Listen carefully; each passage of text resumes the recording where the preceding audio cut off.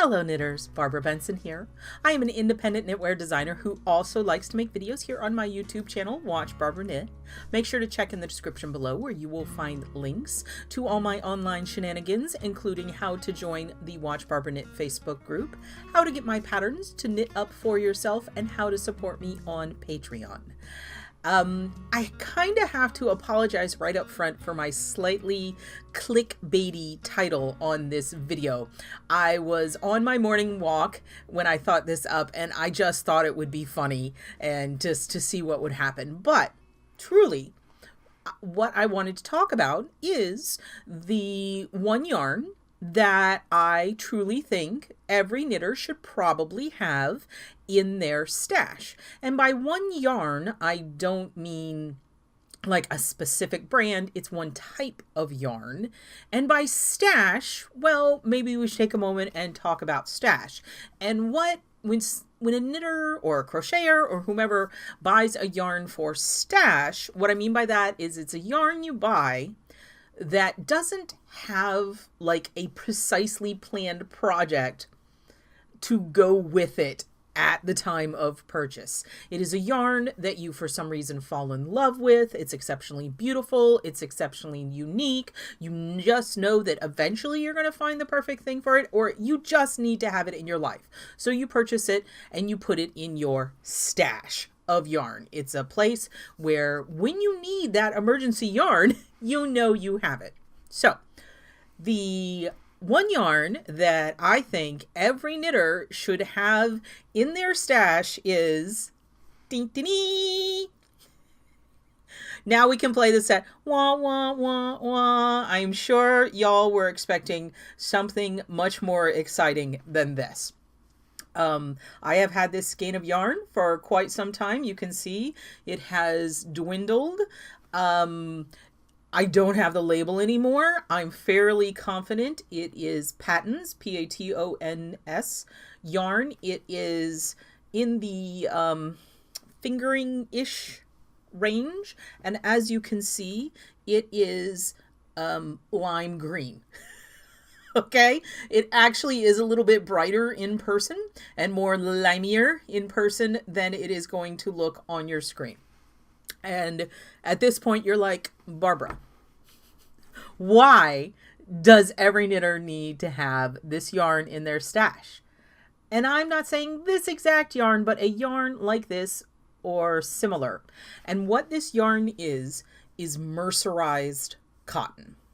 Now, mercerization is a process that manufacturers put cotton through, and I don't know exactly how it works, but what it does is it kind of polishes the cotton.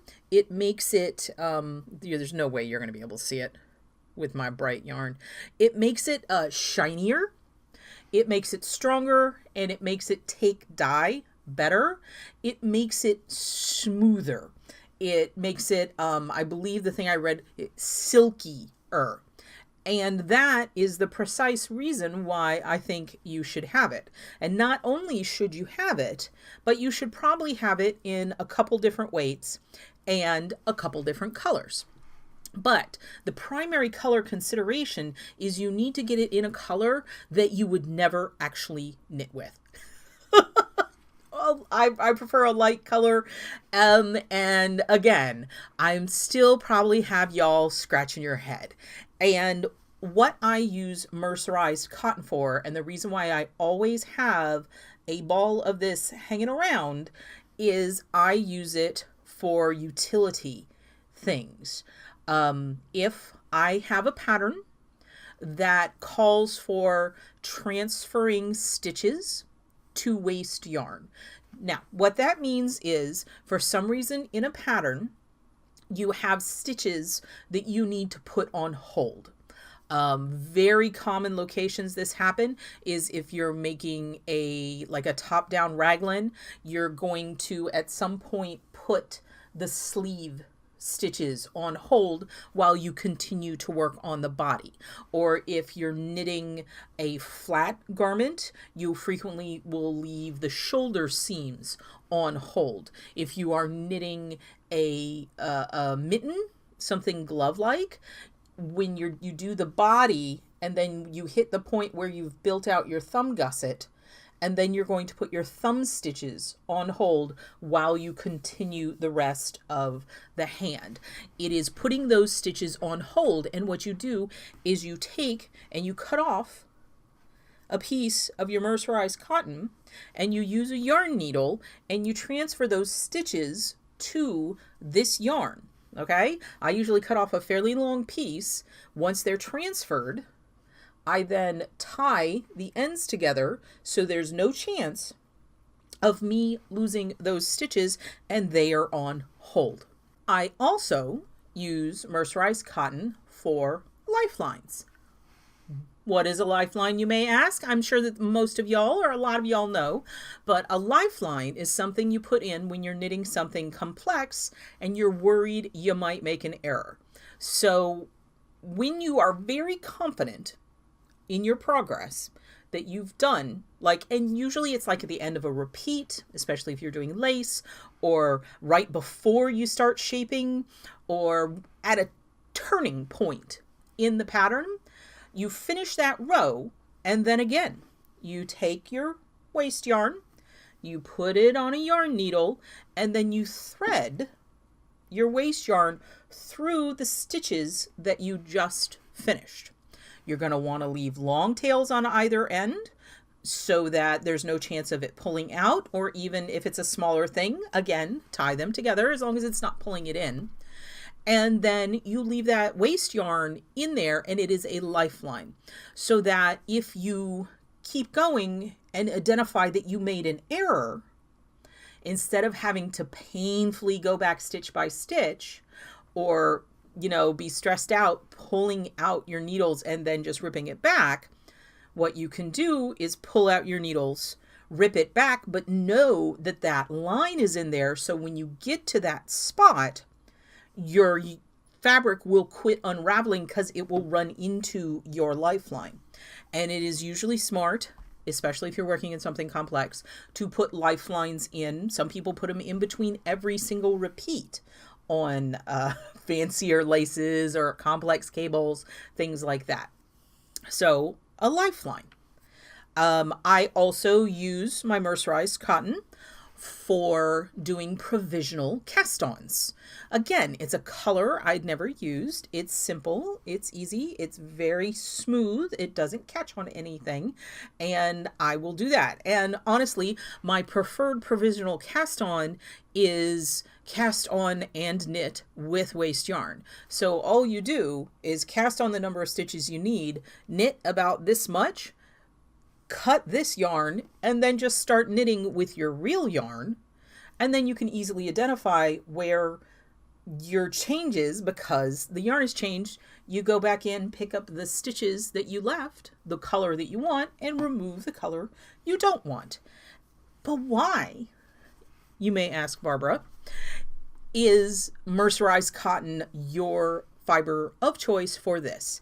Well, there are several reasons. What I said is that it's very smooth. That means it's not going to catch. It's not going to grab. It's not going to get kind of bound up, especially when I'm typically working with a wool or a grabbier yarn. You're not going to run into any problems of it getting embedded in your work. Okay? And when you need to pull it out, it is going to pull out more smoothly because it's not going to try to grab on to anything.